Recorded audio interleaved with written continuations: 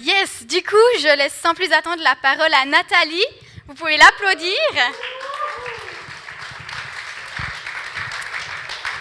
On se réjouit d'entendre ce que Dieu a mis sur ton cœur. En tout cas, sois vraiment libéré, déverse, même si ça peut faire mal au cœur. On s'en fiche, Dieu travaille. Donc, préparez vos cœurs. Je ne sais pas du tout ce qu'elle a prévu, mais préparez vos cœurs. Merci Nathalie. Amen. Merci Lucie. Merci Seigneur déjà pour ces bons moments qu'on a vécus tous ensemble, dans l'unité, dans la présence, avec le Saint-Esprit aussi. Et puis que ce message, il puisse couler dans ce qu'on vient de vivre. Alors, moi ce soir, je vais vous parler de la suite des portraits de la foi. C'est la suite de la série des messages qui avait été, commencée. Et moi, j'ai tout de suite été enthousiaste quand Claudia elle nous a proposé ce projet parce que j'aime les choses nouvelles et les choses innovantes. Et puis, c'était quelque chose de nouveau pour moi.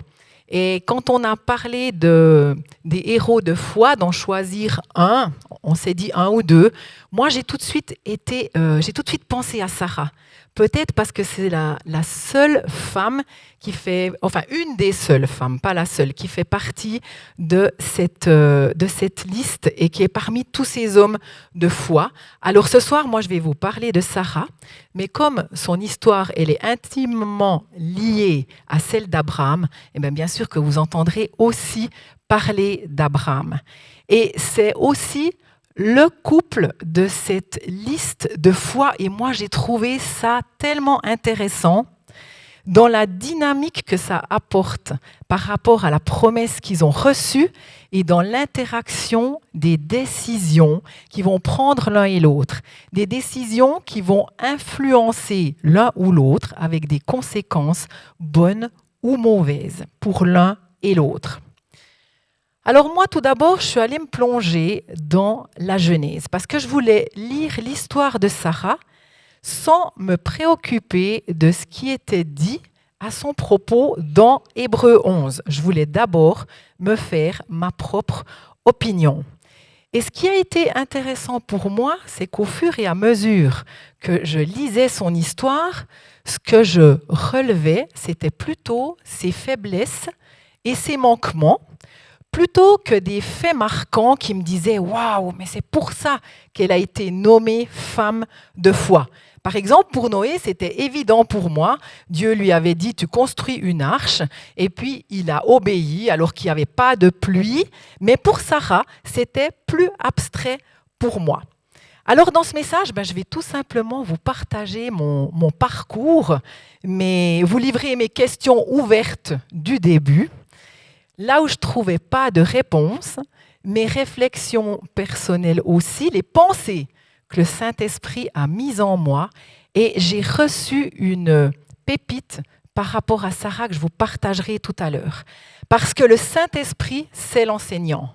Et quand on lui demande de nous révéler la parole, il le fait. Vous pensez bien que j'ai été travaillée pendant ce message, donc je vais vous livrer mon parcours par rapport à ça. Mais maintenant, on est en train de parler des exemples d'hommes et de femmes de foi. Alors tout d'abord, la foi, c'est quoi ? Hébreux 11, au verset 1 dit « Avoir la foi, c'est être sûr de ce qu'on espère.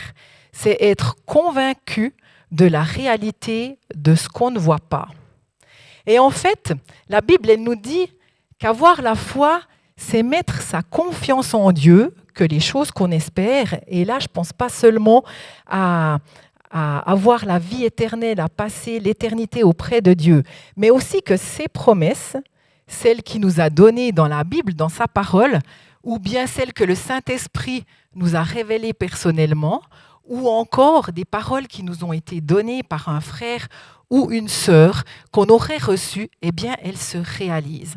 C'est ça la foi. C'est être convaincu de la réalité de ce que nos cœurs espèrent, mais que nos yeux ne voient pas encore.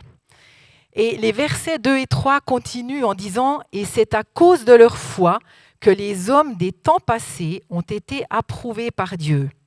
D'ailleurs, par la foi, nous croyons que l'univers a été créé par la parole de Dieu, que ce qu'on voit maintenant, les beautés de la création, ont été faites à partir de ce qu'on ne voit pas, Amen. Et la Bible nous dit que même la création, elle parle au cœur des personnes qui ne croient pas encore comme étant les merveilles de Dieu. Et dans Hébreux 11, il continue en parlant des hommes et des femmes de foi et il dit, pour chacun d'entre eux, il commence en disant « par la foi ». Au verset 6, il est écrit « Or, personne ne peut plaire à Dieu sans la foi ». En effet, celui qui s'approche de Dieu doit croire que Dieu existe et qu'il récompense ceux qui le cherchent. Amen, amen. Vous croyez que Dieu existe ? Oui, alors vous avez tous la foi et vous pouvez tous vous approcher de lui en croyant qu'il va vous récompenser, parce qu'il est proche de ceux qui le cherchent. Et il y a une citation à ce propos de J. Oswald Chambers qui m'a interpellée et que je vous partage. Alors, est-ce que vous savez qui est ce monsieur Chambers ? Non, moi non plus, je ne savais pas. Donc, j'ai dû aller chercher sur Internet. Et c'est un Écossais, un prédicateur, enseignant et missionnaire. Il s'est converti à l'âge de 10 ans suite au ministère de Charles Spurgeon, ou Spurgeon, je ne sais pas comment on dit. Et il écrit, la foi est une entière confiance en Dieu, une totale dépendance de lui et une parfaite sécurité. Elle est le 6e sens qui nous rend capables de saisir ce qui est invisible mais réel et de pénétrer dans le domaine spirituel où on traite directement avec Dieu. Amen. En tout cas, j'avais envie de vous la partager parce qu'elle m'a beaucoup parlé et puis j'espère qu'elle vous encouragera aussi. Et si on en revient maintenant à Sarah, on va aller voir ce que la Bible, elle nous dit à propos d'elle. D'ailleurs, son nom, c'était Sarai à l'époque, avant que Dieu ne change son nom. Et pour Abraham, c'était Abram, sans le H et le A. Mais moi, dans ce message, je vais dire Sarah et Abraham, à part dans les versets où c'est explicitement dit Sarai et Abraham. Ça vous joue comme ça pour vous ? C'est plus simple, je crois, pour tout le monde. Alors, la première fois où on voit le nom de Sarah, c'est dans Genèse 11, dans la liste des patriarches, et elle est nommée au verset 29 comme l'épouse d'Abraham. Au verset 30, il est dit « Sarai n'avait pas d'enfant, elle était stérile ». Et ma première réflexion, ça a été « Waouh !» La première chose qui l'a définie, en dehors du fait qu'elle ait été l'épouse d'Abraham, en fait, dans son identité propre et de femme dans ce texte, c'est sa faiblesse, ça, quelque part, sa stérilité. Et c'est la première chose qui m'a interpellée. Si on continue, on voit ensuite que Dieu, il appelle Abraham à quitter son pays pour aller dans un pays qu'il va lui montrer.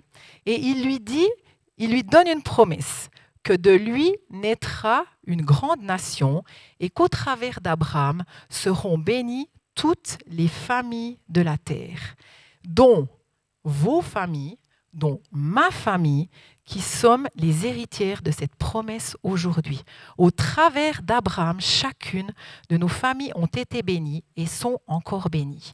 Amen.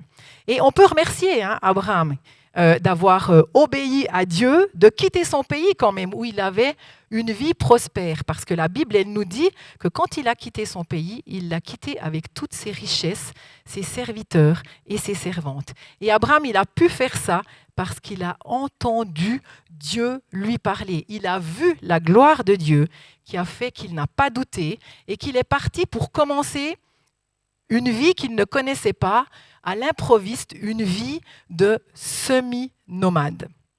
Et moi, je me suis demandé s'il ne l'avait pas fait, si Dieu l'aurait quand même béni et aurait fait de lui une grande nation. C'est toutes des questions ouvertes, ce que je vous partage. Et par rapport à Sarah, moi, j'admire aussi le fait qu'elle ait dit « Oui, je viens avec toi, Abraham ». Parce que le texte, il ne nous dit pas si elle était si soumise à son mari qu'elle l'a suivi, ou bien si le Seigneur l'avait déjà préparée, elle, dans son cœur. Peut-être qu'il lui avait parlé avant et qu'elle était prête. Ou bien si encore, elle avait tellement confiance qu'Abraham entendait de Dieu qu'elle l'a suivi. Sarah, qu'on nommait la stérile juste avant, dans le texte, comme on l'a lu, elle aurait pu faire avorter le plan de Dieu si elle n'était pas partie avec Abraham. Puis j'ai trouvé fort ces mots. Le fait qu'elle ait choisi de partir, on l'a nommée la stérile, elle aurait pu faire avorter le plan de Dieu, mais non, elle a choisi de partir avec lui et elle a pu porter ensuite la vie d'Isaac en elle, et accomplir le plan de Dieu. Donc, ils sont tous les deux partis. Amen. Merci Seigneur pour leur obéissance. Et ils sont partis avec leur neveu Lot. Et alors qu'ils se trouvaient dans le Néguev, il y a eu une grande famine. Une famine si grave qu'Abraham a décidé de partir pour séjourner quelque temps en Égypte. Et là, on voit qu'ils vont connaître le fait de vivre comme des immigrés en Égypte. Et moi, ça m'a beaucoup touchée parce que l'immigration, on le voit dans les sujets d'actualité, c'est toujours et encore un sujet qui est brûlant, qui est d'actualité. Et le fait que ce couple, qui est honoré par Paul comme des hommes et des femmes de foi, ont vécu cette situation, ça nous montre que rien n'est jamais perdu dans une situation qui paraît désespérée au premier abord, parce qu'elle ne restera pas dans cet état avec Dieu. Amen. En tout cas, moi, ça m'a encouragée et je trouvais que c'était un magnifique exemple pour les gens qui sont touchés par ce thème de l'immigration. On avait même des personnes qui sont venues à un moment donné, les Ukrainiens qui étaient là au gospel. Il y en a qui sont repartis, mais je me suis dit, c'est vraiment un encouragement aussi pour eux, s'ils entendent ce message, peut-être. Pour continuer l'histoire d'Abraham et de Sarah, juste avant d'entrer en Égypte, la Bible nous dit que par peur des hommes, Abraham demande à Sarah de dire qu'elle est sa femme parce que c'est une femme d'une très grande beauté. Parce qu'Abraham, il sait que les Égyptiens, ils vont le tuer s'ils apprennent qu'il est son frère, mais ils vont le garder en vie si elle dit... le contraire, pardon. S'ils apprennent qu'il est son mari, mais ils vont le garder en vie si elle dit qu'il est son frère. Et c'est vraiment ce qui est arrivé. Les Égyptiens, les officiers du Pharaon, ils ont vu la grande beauté de Sarah. C'était vraiment une femme très très belle. Ils en ont parlé au Pharaon et elle a été emmenée au palais du roi. Et à cause d'elle, Abraham, il a été béni. Le Pharaon lui a offert des animaux en grand nombre, des serviteurs et des servantes. Alors pour moi qui vis dans ce monde d'aujourd'hui, qui suis façonné par mes traditions, mes valeurs et mes valeurs chrétiennes, je me suis dit, mais ils ont menti, ils ne sont pas frères et sœurs. Alors j'ai repris ma Bible, je me suis dit que peut-être j'avais loupé quelque chose dans les textes avant qui en parlaient. J'ai rien trouvé, je suis allée lire des commentaires et puis j'ai notamment découvert qu'il y avait une tradition en Haute-Mésopotamie qui a été attestée historiquement et qui disait, c'était les tablettes d'Uzi, on prononce peut-être d'Uzi, et là-dessus ils ont découvert qu'un homme pouvait adopter sa femme comme une sœur parce que ça faisait que ça lui donnait plus de privilèges.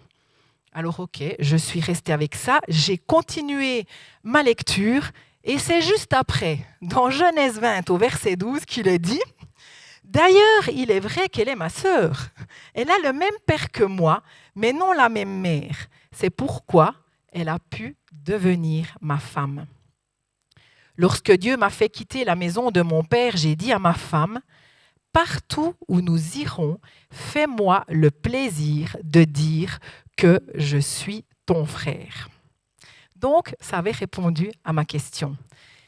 Mais j'ai remarqué que Dieu, il n'a pas été indifférent à ce qui se passait là, au fait que Sarah, elle était auprès d'un autre homme dans le palais du Pharaon et il est intervenu en infligeant des malheurs à la famille du Pharaon.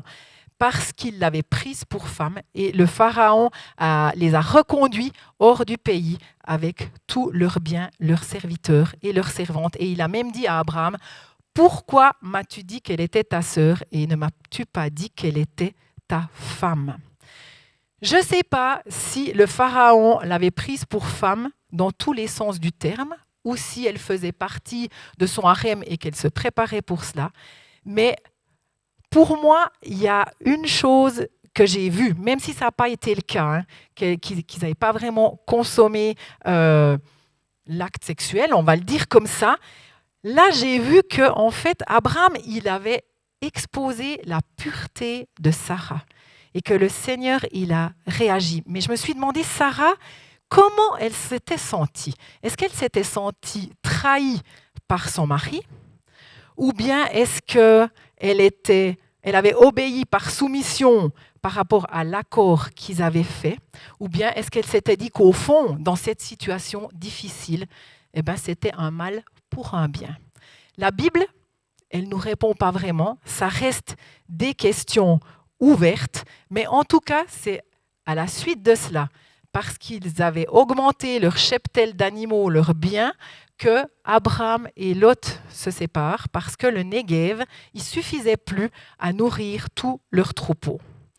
Et si on continue leur histoire au chapitre 15, on voit que le Seigneur dit à Abraham qu'il aura une grande récompense.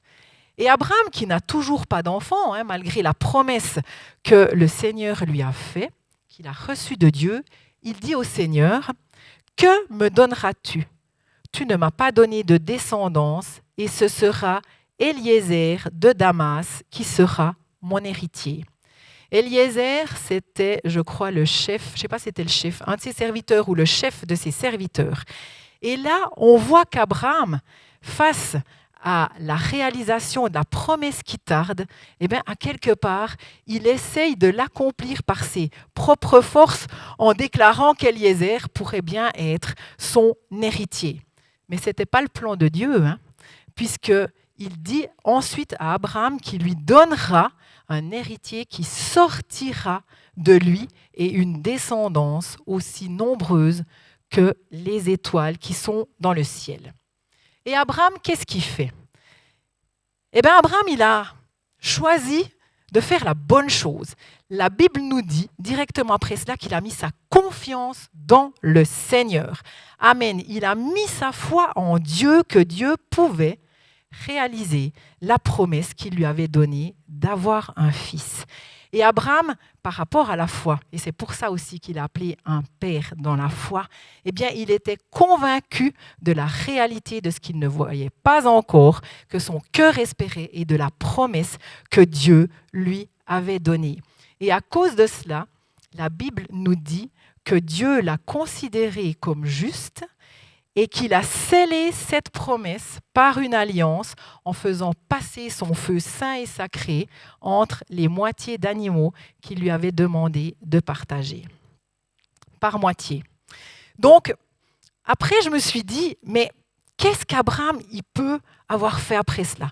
Et mon imagination, elle a couru, puis je me suis dit, mais je pense qu'il a couru voir Sarah, puis il lui a dit, ma princesse, parce que Sarah, ça signifie princesse. Ma princesse, ne nous décourageons pas parce que Dieu m'a à nouveau parlé. Nous allons avoir un fils et je le sais parce qu'il me l'a promis et il a scellé cette promesse par une alliance avec moi. Amen. Mais pourtant, le temps passe et Sarah, elle se décourage parce qu'elle ne voit rien qui change dans sa situation.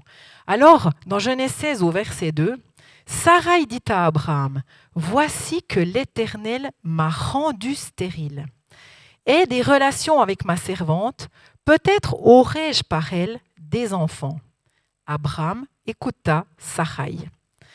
Sarah, elle se voit comme celle que l'Éternel a rendue stérile. Et pourtant, ce n'est pas le cas pour nous qui connaissons la suite de l'histoire. Mais comme Abraham, elle essaye d'accomplir la promesse par ses propres forces. Et suite à cela, Abraham aura un fils avec Agar, qui sera Ismaël, mais c'est encore une fois pas le fils de la promesse. Et moi, je me disais, veillons à ne pas accomplir les promesses qui tardent par nos propres forces. Bien sûr que parfois, ça nous demande de faire un pas, de nous engager, de faire un pas hors de la barque pour marcher sur l'eau, de faire ce pas de foi. Mais veillons à ce que le pas de foi qu'on va faire, il soit bien dans la volonté de Dieu et que ça ne soit pas un pas de foi qui vienne de notre propre volonté. Amen. Si on en revient à eux, Dieu il va révéler 13 ans plus tard à Abraham qu'il aura un fils qui naîtra de Sarah. Et c'est à ce moment-là que Dieu va changer leur nom. Il va leur donner aussi une nouvelle identité.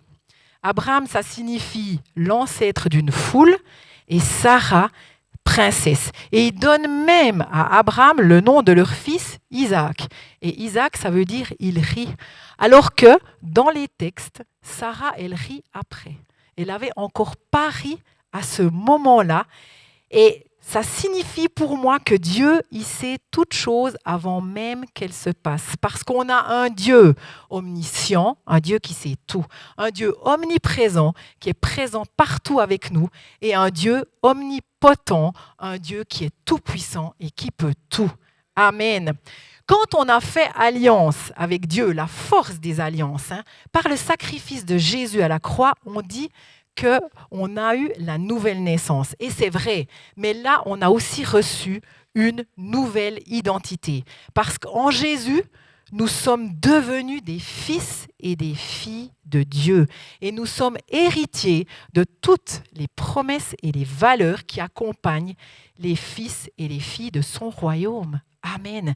Est-ce qu'on a conscience de qui on est, des privilèges qu'on a, de l'autorité qu'on a reçue? Dieu a changé nos identités. En Jésus, nous ne sommes plus faibles, mais nous sommes devenus forts. En lui, nos défaites se changent en victoire. Et en lui, nous sommes aussi justifiés pour partager sa bonne nouvelle. Et non seulement on fait partie de la famille de Dieu avec Jésus comme grand frère, mais on fait partie de la famille du Dieu omniscient, ce Dieu qui sait tout, qui peut tout et qui est présent partout avec nous. Amen, amen.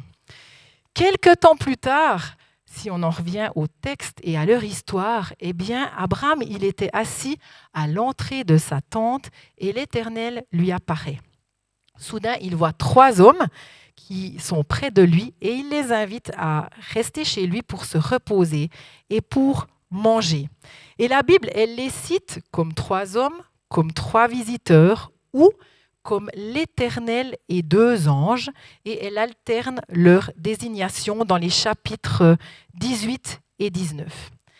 Et quand j'ai lu ça au bas de ma Bible, ça m'a référé à Hébreux 13, verset 1, qui dit à propos des anges, « Ne cessez pas de vous aimer les uns les autres comme des frères en Christ.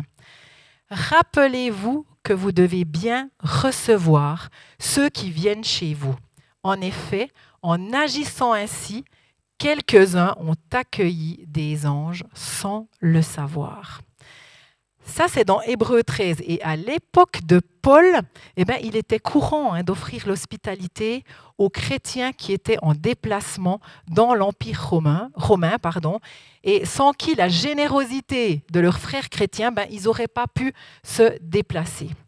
Et je me suis dit, moi, c'est quelque chose qui est plus courant à notre époque. Mais qui sait, peut-être qu'on a déjà côtoyé des anges sans le savoir. Et à ce propos d'anges, j'ai une petite anecdote à vous raconter. Je ne sais pas si vous vous souvenez de Mary. Mary, c'était une Anglaise qui était venue en Suisse, je pense, en 2010-2011, je pense par là.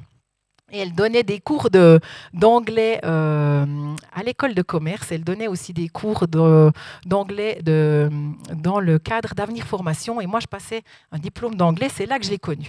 Et je lui avais dit que j'étais chrétienne. Et un jour, je l'ai vue. Je crois qu'elle côtoyait aussi des jeunes du gospel ou d'autres personnes. Un jour, je l'ai vue au gospel. J'étais très contente de la voir. Et puis, elle y est venue régulièrement. Et un soir, elle est venue avec ses grands-parents. Je me souviens que c'était en été, il faisait tellement chaud. Il y a eu la célébration, après on a mis des tables dehors, on a mangé tous ensemble. Et puis moi, j'ai pris mon auto, je suis repartie. Et puis un peu le long du bout droit, là, je la vois, elle et ses grands-parents, qui étaient quand même âgés. Et je savais qu'elle habitait en vieille ville. Donc je me suis dit, purée, ils ont un long chemin encore à faire. Donc je les ai dépassés, mais ils ne savaient pas que c'était moi. J'ai parqué un peu plus loin. Et quand ils sont arrivés à ma hauteur, j'ai ouvert la fenêtre, puis j'ai dit, est-ce que vous voulez que je vous reconduise en voiture? Il faisait toujours lourd et étouffant. Et je me souviendrai toujours de ce que le grand-père m'a dit. Êtes-vous un ange envoyé par Dieu? Puis moi, j'étais là, comment vous dire? Non, mais j'aurais bien aimé. Puis ça m'a rappelé, vraiment, quand j'ai lu ça, je me suis dit, waouh, mais sa question, elle avait eu un impact sur moi. Et il prenait au sérieux ce que la Bible avait dit, que des anges pouvaient être envoyés pour nous servir. Alors, voilà, je voulais partager. Je n'ai pas beaucoup entendu de témoignages comme ça à propos d'anges, mais puisque la Bible le dit, eh bien, je pense qu'il faut qu'on le considère aussi sérieusement. Et puis, pour en revenir à Abraham et à l'histoire, eh bien, il va demander à Sarah de préparer des galettes. Et puis, un des visiteurs, après avoir mangé, demande où est Sarah à Abraham. Et il répond qu'elle est dans la tente. Et l'un des hommes lui déclare qu'à la même époque, l'an prochain, il reviendra chez lui et que Sarah aura un fils. Et comme Sarah, elle était dans sa tente, elle était séparée par une toile à quelque part, elle l'a entendu et elle a ri en elle-même. Parce qu'elle a considéré, non pas ce qui était dit là, avec ses yeux spirituels, elle n'a pas considéré l'accomplissement de ce qui pouvait être dit de cette parole, mais elle a considéré avec ses yeux charnels. Elle a regardé son corps, elle connaissait bien celui d'Abraham, et puis elle s'est dit, mais on est usé, on est des vieillards. La Bible, elle dit même, le temps du plaisir était passé pour eux. Elle se disait, ben voilà, Abraham, il a 99 ans, moi j'en ai 90. On a passé l'âge d'avoir des enfants. Ça, c'est ce qu'elle s'est dit à ce moment-là. Mais l'Éternel dit à Abraham, à ce moment-là aussi, pourquoi Sarah a-t-elle ri? Elle avait ri en elle-même. Pourquoi se dit-elle, c'est impossible, je suis trop vieille pour avoir un enfant? Y a-t-il donc quelque chose que Dieu soit incapable de réaliser? Quand je reviendrai chez toi l'an prochain, à la même époque, Sarah aura un fils. Amen. Effrayée, Sarah nia, je n'ai pas ri, dit-elle. Mais il dit, si, tu as ri. L'importance d'être vrai avec Dieu. Mais ce que j'ai relevé là, c'est que malgré le fait que Sarah a menti, vu qu'elle avait dit qu'elle avait pas ri, l'Éternel était revenu en personne, on dirait en présentiel maintenant, après le Covid, mais était venu en personne pour rappeler sa promesse à Abraham et à Sarah. Et la promesse, elle s'est réalisée, puisqu'une année plus tard, ils ont eu un fils, Isaac. Amen, amen.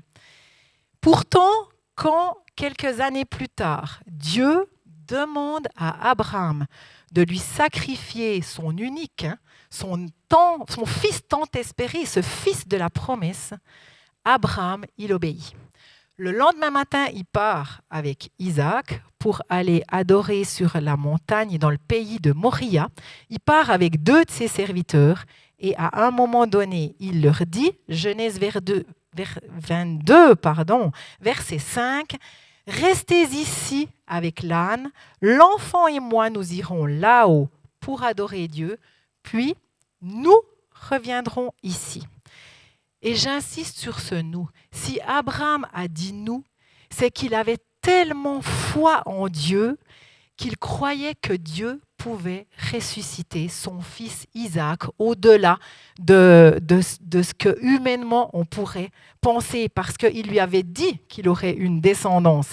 Et si Isaac était mort, eh bien, elle ne pouvait pas s'accomplir. Mais c'est pour ça qu'il a dit « nous reviendrons ensemble ». Sinon, il aurait dit « je ». Mais il avait absolument foi en Dieu. Et on voit finalement que ça ne s'est pas passé comme ça, puisque Isaac était déjà lié sur l'autel et Abraham, il avait le couteau en main pour l'égorger quand Dieu a sauvé et épargné sa vie in extremis, on pourrait dire. Et là, on voit qu'Abraham, eh bien, il a fait un acte d'obéissance. En partant, quand Dieu lui a demandé de partir pour venir lui donner Isaac en sacrifice, il a fait un acte d'obéissance quand il l'a lié sur l'autel. Et il a fait un acte de foi aussi en pensant que Dieu pouvait ressusciter Isaac. Et le miracle s'est accompli. Et moi, je pense que la foi et l'obéissance, elles marchent ensemble. Elles sont intimement liées et que c'est une des manières par lesquelles les miracles ils peuvent se produire. Le texte ne nous dit pas si Abraham il avait parlé à Sarah de ce qu'il allait faire là sur la montagne, ni si elle les avait laissés partir de son plein gré. Mais une chose est sûre, c'est que tous deux, ils avaient vu l'Éternel à l'œuvre tout au long de leur vie et de beaucoup de manières. Et je vous invite vraiment à aller lire leur histoire parce que je n'ai pas pu tout raconter ici. Mais l'Éternel, il a été présent avec eux tout au long de leur vie, soit par les paroles qu'il leur a données, soit par sa main qui a agi, il les a même sauvés de situations périlleuses et il a accompli la promesse qu'il leur avait donnée. Amen. Et la Bible, elle nous dit qu'Abraham, il est mort à l'âge de 175 ans et que Sarah, elle a vécu 127 ans et ils ont été enterrés tous les deux au pays de Canaan. Alors voilà pour leur histoire. Et je reviens à moi. Parce que pour ma part, avant d'aller méditer ce que disait Hébreux 11 à leur sujet, j'ai dit, mais Saint-Esprit, toi qui es l'enseignant, toi qui viens nous révéler la parole, montre-moi comment toi tu vois Sarah. Et c'est là que j'ai reçu pour moi une révélation la concernant. J'ai reçu, c'est une femme de grande foi, elle a fait preuve d'abnégation. Alors ok, je me suis dit une femme de grande foi, je comprends. Abnégation, j'avais bien une idée générale, mais je n'étais pas sûre de son vrai sens. Alors j'ai cherché dans le dictionnaire et voici la définition. Sacrifice total au bénéfice d'autrui de ce qui est pour soi l'essentiel. Waouh! J'avais reçu une claque, mais c'était une claque, je vous dis franchement. Le Saint-Esprit venait de me révéler que Sarah, elle avait fait preuve d'abnégation, de sacrifice, là où moi, Nathalie, je considérais ça comme des faiblesses, comme des manquements. Ça a répondu à mes questions parce que j'ai compris qu'elle s'était sacrifiée en fait pour son mari, qu'elle s'était sacrifiée dans sa vie. Elle avait sacrifié ce qui était pour elle l'essentiel au bénéfice des autres. Et ça a répondu à mes questions, ça a changé mon point de vue sur elle. Sarah, une femme de grande foi, dont son nom de princesse qu'il établit sur un nombre de descendants aussi nombreux que les étoiles qui sont dans le ciel. Car si Abraham était l'ancêtre d'une foule de nations, eh bien, il ne fallait rien moins qu'une princesse à ses côtés pour que cela devienne possible. Amen, amen. En tout cas, pour moi, c'était une pépite et je remercie vraiment le Saint-Esprit de me l'avoir révélé. L'importance de demander au Saint-Esprit qui nous accompagne pendant la lecture de la parole. C'est lui qui nous révèle aussi les choses. Et si on en revient à Hébreux 11, puis la liste des portraits de la foi, eh bien, on voit que dans plusieurs versets, il est parlé d'Abraham et que ça commence par la foi. Et je vais brièvement vous citer ceci. Par la foi, Abraham a obéi et quitté son pays sans savoir où il allait.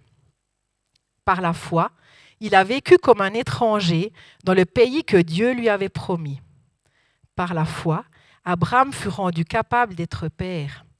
Par la foi, il offrit Isaac en sacrifice parce qu'il avait foi que Dieu pouvait ramener Isaac de la mort à la vie. Et Abraham, comme je vous l'ai dit, il est non seulement considéré comme l'ancêtre d'une foule de nations, notre ancêtre, mais il est aussi un père dans la foi et il fait partie de la liste des patriarches. Par contre, dans cette même liste d'Hébreux 11, il est parlé de Sarah qu'une seule fois. C'est au verset 11. Hébreux 11, 11, c'est aussi par la foi que Sarah elle-même a été rendue capable d'avoir une descendance. Malgré son âge avancé, elle a donné naissance à un enfant parce qu'elle a cru à la fidélité de celui qui avait fait la promesse. Amen. Sarah, elle avait foi en Dieu. Elle croyait en sa fidélité, pas seulement parce qu'elle l'avait vu agir, mais parce qu'elle avait entendu aussi l'Éternel en personne lui répéter cette promesse, comme quoi rien n'est impossible à Dieu. Et à partir de ce moment-là, on ne voit plus rien dans le texte qui dit qu'Abraham ou Sarah ont douté. Et quand l'Éternel, moi je voudrais vous encourager, quand l'Éternel, il nous répète ses promesses de quelque façon que ce soit par un verset qu'on lit dans sa parole, soit par le Saint-Esprit qui vient nous les redire, soit par une personne qui vient nous les dire, eh bien comme Abraham et Sarah, ayons foi en la fidélité de celui qui a fait la promesse qu'elle s'accomplira. Amen. Amen.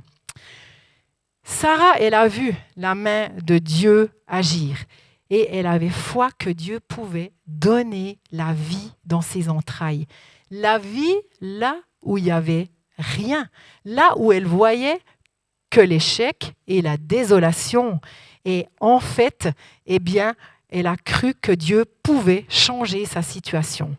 Isaac, au moment même où il a été conçu, on voyait encore rien. Il n'y a rien qui avait changé. Le ventre de Sarah, il n'était pas devenu plus rond.